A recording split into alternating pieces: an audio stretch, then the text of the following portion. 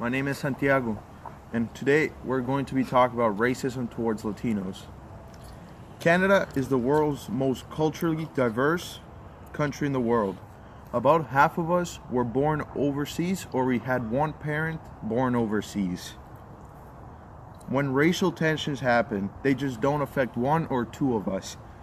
It affects us all as neighbors, workmates, friends, and fellow Canadians. There are no reasons nor excuses for denying that racism is still relevant to this day. We can't keep denying that it is a problem. We all need to come together and bring awareness to this issue, and the sooner we address it, the sooner we will be able to do something about it. We will be talking about racism towards especially Latinos. For example, a common stereotype towards Latinos is that all undocumented immigrants come from Mexico. Even though the majority of undocumented immigrants come from Mexico, not all illegal immigrants come from Mexico.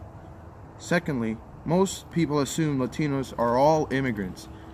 The entire land of North America is a land of immigrants. Furthermore, people assume that Latinos are considered to be the best form of cheap labor because they usually work the jobs that nobody wants to do. For example, Latino women are expected to work as maids, housekeepers, seamstresses, and nannies, while the men work in landscaping, farms, and gardening. Lastly, it's usually assumed that if Latinos have a legitimate job, they will turn either to gangs or the drug trade.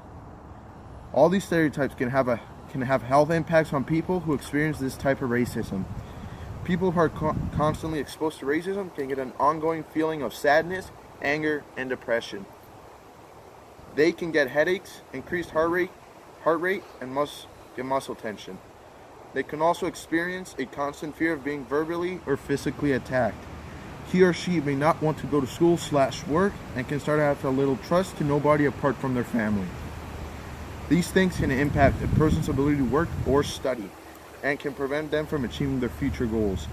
Racism affects a person's well-being when they don't have equal access to jobs, services, and their education. Pause it. Jonathan here. And even though Santiago talked about some negative things, we all know that they bring positive things too. They bring good foods, they bring good Latin cultures, and you can't forget about the most important one, the girls.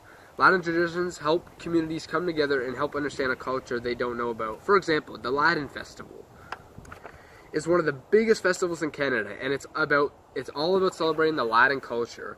I, for one, have been to a Latin festival in Mississauga, and it was a great time. I learned lots about the Latin culture. They also come together and help the community in a positive way. They do volunteer work, they invest, they study, they go to church, and they work. All of these things help our community get better.